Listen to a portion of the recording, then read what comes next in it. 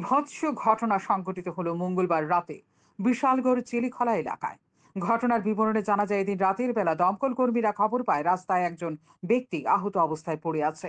সাথে সাথে ঘটনাস্থলে ছুটে যায় বিশালগড় দমকল কর্মীরা ঘটনাস্থলে গিয়ে দেখে রাস্তার পাশে পড়ে আছে রক্তাক্ত অবস্থায় এক ব্যক্তি।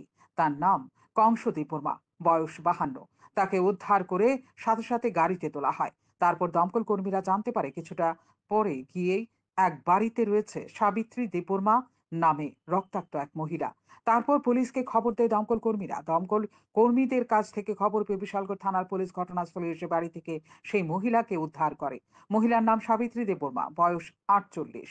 তাকে ঘরের মধ্যে এক খুঁটিতে বেঁধে রাখা অবস্থায় পায় পুলিশ। তার মাথাতেও গুরুতর আঘাতের চিহ্ন রয়েছে। তারপর তাদের নিয়ে আসা হয় বিশালগড় মহকুমা হাসপাতালে বলে জানান এক দমকল কর্মী। কর্তব্যরত চিকিৎসক আহতদের প্রাথমিক চিকিৎসা করে রেফার করে জিবি হাসপাতালে। আমাদের বিশালগড় ফায়ার স্টেশনে একটা খবর আছে, চিলিখোলাতে একটা অ্যাক্সিডেন্ট হয়েছে। তো আর খবর পাওয়ার সঙ্গে সঙ্গে আমরা এখানে যাই, যাওয়া দেখলাম যে অ্যাক্সিডেন্ট না, মারামারি হয়েছে এখানে। তো আমরা প্রথমেই রাস্তার সাইডে একজন লোক পাইছিলাম ইঞ্জুর অবস্থা, ভেরি সিরিয়াস ইঞ্জুর্ড। তো ওনারা আমরা রেস্কিউ করি এবং সঙ্গে সঙ্গে লোকাল পাবলিক এখানে কয়েকজন আসলে তারা কইছে যে আরেকজন মহিলা এর বাড়িতে আছে ইঞ্জুর অবস্থা। তো আমরা এখানে একটু ভিতরে ছিল, তো আমরা থানা স্টাফের লেগে অপেক্ষা করি। থানা স্টাফ আসার পরে আমরা ও মহিলাকে উদ্ধার করে এবং রেস্কিউ করে বিশালগড় সাব ডিভিশন নিয়ে আসি। মানে প্রথম জায়গায় উদ্ধার করেছেন, ওনার কি নাম? ওর নাম হলো কংসদেব বর্মা। ঘটনা ফায়ার সার্ভিস দুজন পেশেন্ট নিয়ে এসছে। একজন কংসদেব বর্মা 52 ইয়ার্স মেল, আর একজন সাবিত্রী দেব বর্মা 40 ইয়ার্স ফিমেল।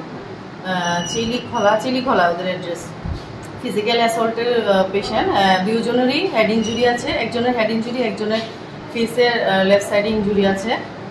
তো আমরা ড্রেসিং ইনিশিয়ালি ম্যানেজমেন্ট করার পর জিবি ট্রমা সেন্টারে ওদের দুজনকেই রেফার করবো। কি হয়েছিল ঘটনাটা? কি হয়েছিল তো সেরকম ভাবে জানা যায়নি। ফায়ার সার্ভিস নিয়ে এসছে, বলেছে যে ফিজিক্যাল অ্যাসল্টের কোনো একটা হিস্ট্রি আছে। তবে কিভাবে এই ঘটনা সংঘটিত হয়েছে সে বিষয়ে কারো কাছ থেকে কিছু জানা যায়নি। তবে এই ঘটনা ক্রমশ রহস্য বাড়ছে এলাকায়। শান্তন টিভি।